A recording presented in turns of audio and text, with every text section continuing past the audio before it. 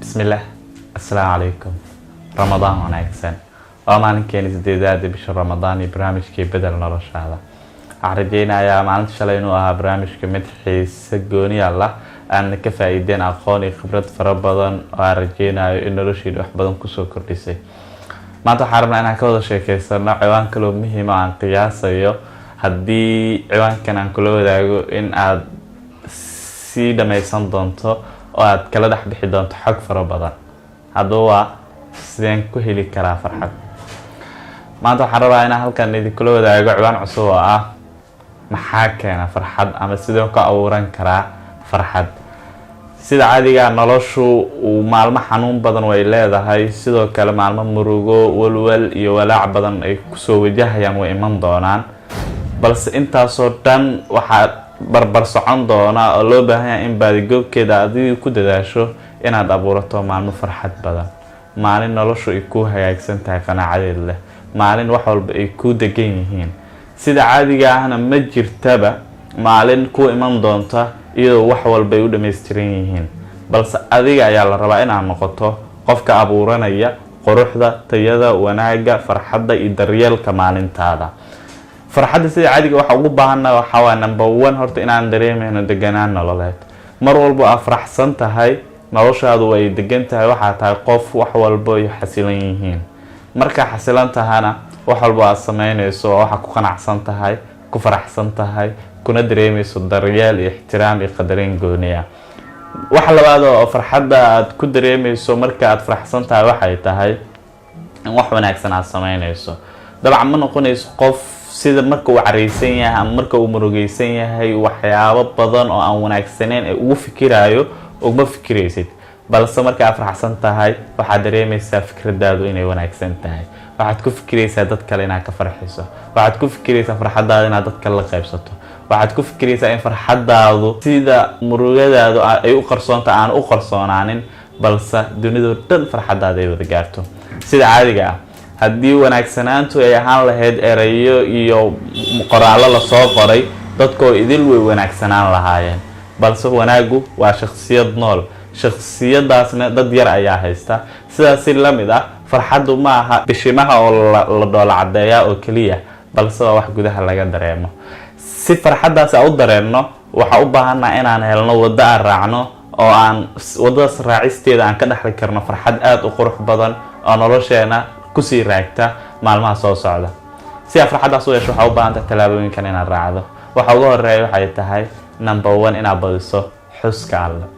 sababtoo ah Ilaahay subxaanahu wa tacaala quraankiisa wuxuu ku yiri alaa bidhikrillaahi tadma'inna alquluub. xuska Alle waxa ku dega oo ku xasila oo deganaan ku dareema qalbiyada. haddii qalbigaagu uu ku degan yahay, uu ku xasiloon yahay oo uu nagaansho ku dareemayo oo aysan jirin waxa ka walwalayso, ka murugoonayso oo aad ka fikirayso, wax ka maqan ma jiro. waad faraxsan tahay, wax walba waxa aaminsan tahay inay ku dhameystirin, sababtoo ah waxaad isu dhiibtay oo aad raalli ka noqotay oo aad magan ka doonatay boqorka dunida, qofka adigu ku abuuray, ku karaameeyay, ku sharfay, ku dareensiiyey in aad tahay qofka ugu qiimaha badan dunida. walaqad karramnaa bani aadama. waa qasab inaad dareento nagaansho qalbiyeed haddii marba aad isu dhiibtay boqorkii dunida uumay Allah subxaanahu wa tacaala. marka number 1 waa inaad badisaa xuska Alle. xuska Alle waxaa soo gala in cibaadadaadii ay ku hagaagsan tahay, aad ku darto wax dheeri ah. sunnooyinka aad badiso, tasbiixda, adkaaru sabaax wal masaa iyo caadooyinka kale ee Alle xuskiisa aad ku badin karto inta aad taqaano in ka badan inaad baadi goobto aad samayso. mar walba intaas aad samayso maalintaada waxay noqon doontaa wax qurux badan. si gooniyaana ku jirta inaad xuska Alle badiso. haddaad xuska Alle badiso waxaad dareemaysaa farxadda dhabta ah, xaqiiqda ah ee qof walba uu danaynayo. haddii stress aad dareemayso xal ayay u tahay xuska Alle. haddii aad dareemayso murugo, walwal, cabsi iyo wax kaleeto, xuska Alle ayaa dawo u ah. marka alaa bidhikrillaahi tadma'inna alquluub. haddaad doonayso in farxaddaadu ay noqoto mid xaqiiqi ah, number 1 xuska Alle badi. number 2 inaad xushmad muujiso. sida caadiga xushmadu waa wax ugu weyn qof la siiyo sababtoo Allah subhanahu wa ta'ala ayaa u abuuray qof walba bini aadana in la xushmeeyo. ilaahay quraankiisa uu sheegay walaqad karramna bani aadama.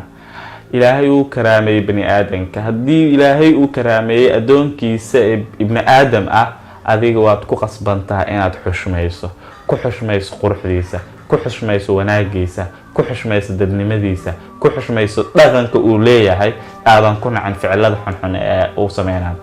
marka inta ku xushmeyso ee aad qalbigaaga ka saarto cuqdad walba iyo xaasidnimo walba iyo dareen walba xun ee qofka aad maxay ahaatay ku nacayso ama ku diideyso, haddii qalbigaaga ka saarto farxad waad dareemaysaa. balse haddii aadan qalbigaaga ka saarin qofkii aadan xushmeynin waxaad dareemaysaa ciriiri, waxaad dareemaysaa cuqdad, waxaad dareemaysaa xaasidnimo. balse haddii aad xushmeyso waxaad dareemaysaa deganaan nololeed, farxadna waad helaysaa. waxa saddexaad oo u baahan tahay inaad samaysid waxay tahay si farxad dhaba u hesho in aad waqtigaaga qorsheysato. firaaqa badan wuxuu keenaa walwal badan, firaaqa badan wuxuu keenaa inaad cabsato, firaaqa badan wuxuu keenaa in aad garan weyso waxaad qabanayso, aad ku dhaqaaqdo ficilo xun. ficiladaas xun ee aad samaysan waxay kuu keenaysaa inaad dareento ciriiri, inaad dareento qalbi xanuun, inaad dareento rajo la'aan, inaad dareento wanaag yiri. marka waa inaad waqtigaaga qorsheysataa, waqtiga u qorsheysataa cibaado, caafimaad, shakhsiyad, bulsho, qoys, saaxiibo, waxbarasho, horumarin xirfadeed, waxaasoo dhan inaad u kala qorsheysaa. 24 saacadood ayaad haysataa.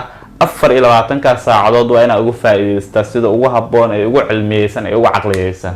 dadka dunida ku wada nool idil 24 saac ayay haystaan. kuwa faraxsan waqtigooda ayay ka faa'iideysteen, kuwa walwalsan, murugaysan, rajo la'aanta u muuqatana kaliya halka dhib haysta waxay tahay in aanu ka faa'iideysan waqtigooda, xuska Allana badinin, dadka aanan u muujinin xushmad iyo wanaag iyo daryeel. waxa ugu dambeeyo farxad aad ku dareemi karto noloshaada, deganaan iyo jacayl iyo daryeel aad ku dareemayso waxay tahay in aad qabato shaqo bulsheed, aad samayso samfal, aad samayso caawimaad, aad bixiso sadaqo, dadka aad caawiso. mar walba aad sadaqo bixiso waxaad dareemaysaa deganaan, inaad wax bixisay, inaad wax dhiibtay. qofka kale farxadiisa ayaa adiga ku saameynayso, adigana waxay ku noqonaysaa wanaag iyo rajo kale. marka waa inaad shaqo bulsho ka qayb gashaa, waa inaad si volunteer dadka uga caawisaa, waa inaad si bilaash ah oo qalbi nadiif ku jirto oo xaasidnimo iyo istus waxay ka ahayn aad dadku caawisaa. haddii alla xuskiisa aad badiso, xushmad bixiso, sidoo kale aad qorsheyso waqtigaaga, aadna qabato shaqo bulsho u muhiim ah ama samafalnimo ama caawimaad ama tadawuc aad samayso ama aad bixiso sadaqo, waxaad dareemaysaa farxad xaqiiqi ah.